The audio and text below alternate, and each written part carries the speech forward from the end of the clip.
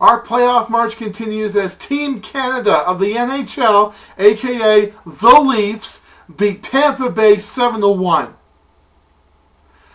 Okay, since everybody knows that Clark MacArthur's come off the injury list and is playing with the Leafs, might as well go ahead with the two other bits of good news. First of all, the Leafs signed Stuart Percy, the second guy they drafted in this year's first-round draft, to an entry-level contract for 3 years. And second of all, James Reimer is practicing with the team, and he's accompanying the team on the road trip.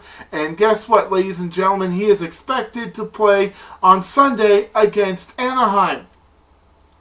But anyways, back to the game. And in the first minute of the first period, Clark MacArthur, with the might of Excalibur, deflects Jake Gardner's shot past Rolly the goalie, and it's a 1-0 Leafs lead. And then on the 2-on-1 rush, St. Louis and LeCavalier. St. Louis passes to LeCavalier. He shoots. The monster stops him dead. And the score remains at 1-0 for the Leafs. And then Dupuis gets penalized. And Tampa really came close to scoring their first goal of the game as Brent Clark's shot deflected off the post, off the monster, and somewhere safe where Tampa can't score.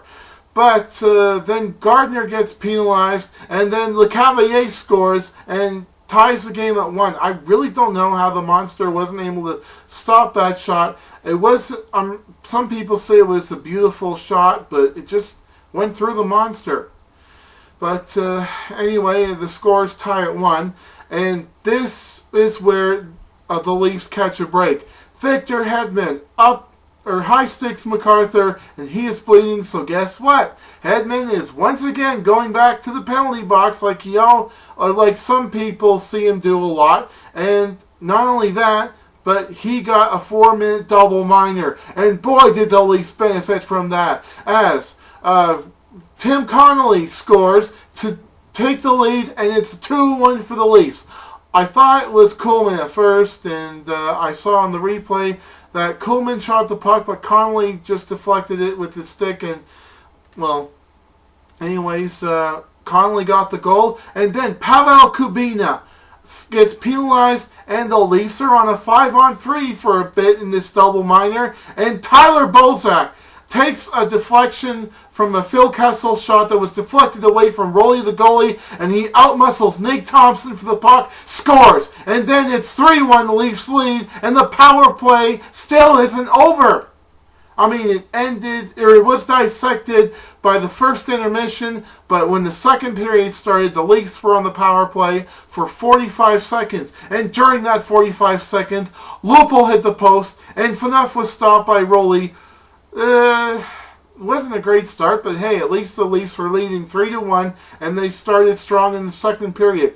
Then when the Leafs decide to lay back for a bit, the monster gets run over, but for some reason, I wouldn't say for some reason, there was no penalty call, because clearly he was out of his crease, and if he gets hit there, well, let's just say, no matter what happens, there will be no penalty call if any goalie is knocked down outside his crease. And then the Leafs were sitting back for most of the second period until Matt Fratton and Joe Colborne were on the rush. Matt Fratton makes a great pass to Joe Colborne, and he scores. Congratulations to Joe Colborne for getting his first career NHL goal, and first with the Maple Leafs. And if he keeps this up, I think Leaf fans will be chanting, "Thank you, Caberlet!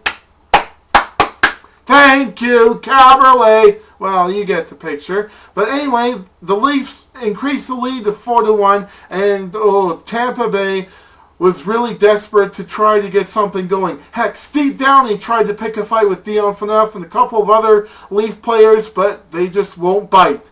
And going into the third period, there were a couple of penalties for both teams. Franzen got penalized, but he took Teddy Purcell to the penalty box for diving. And then Ryan Shannon is penalized, and then Tim Connolly is penalized. So Leaf fans get to see something that rarely happens in the NHL.